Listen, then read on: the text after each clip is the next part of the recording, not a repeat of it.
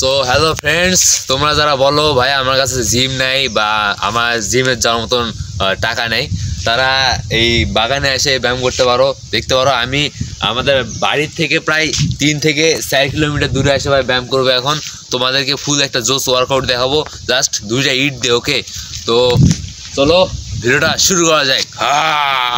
Guys, যখনই তোমরা ব্যায়ামে যাবা তার আগেই কিন্তু তোমাদেরকে পুশ আপ মারা লাগবে, ঠিক আছে? আর বাইসেপের যে পুশ আপটা, মানে বাইসেপ এই পাম্প করার জন্য যে পুশ আপটা, সেটা ঠিক এরকমভাবে পারফরমেন্স করবা।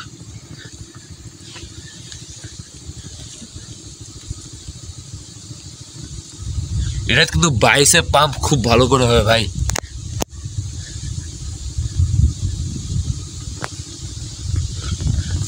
এটা হচ্ছে নাম্বার 1 ওয়ার্কআউট।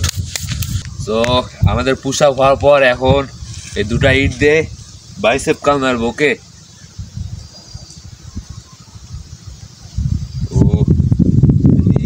7 8 9 10।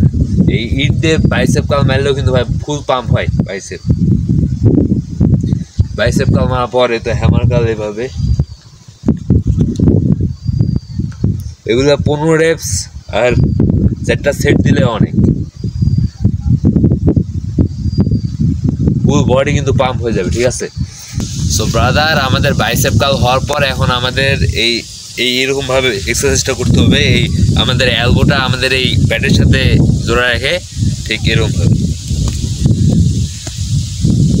এটা কিন্তু বাইসেপ কালের থেকে অনেক বেশি কঠিন। এরকমভাবে বেশি রেপস দেওয়া লাগবে, মানে আপনার হাই রেপিটেশন দেওয়া লাগবে।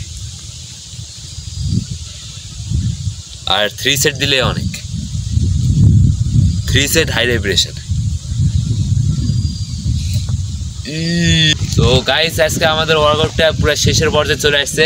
তো লাস্ট ওয়ার্কআউট জাস্ট একটা পুল আপ দিয়ে শেষ করলাম। ওকে,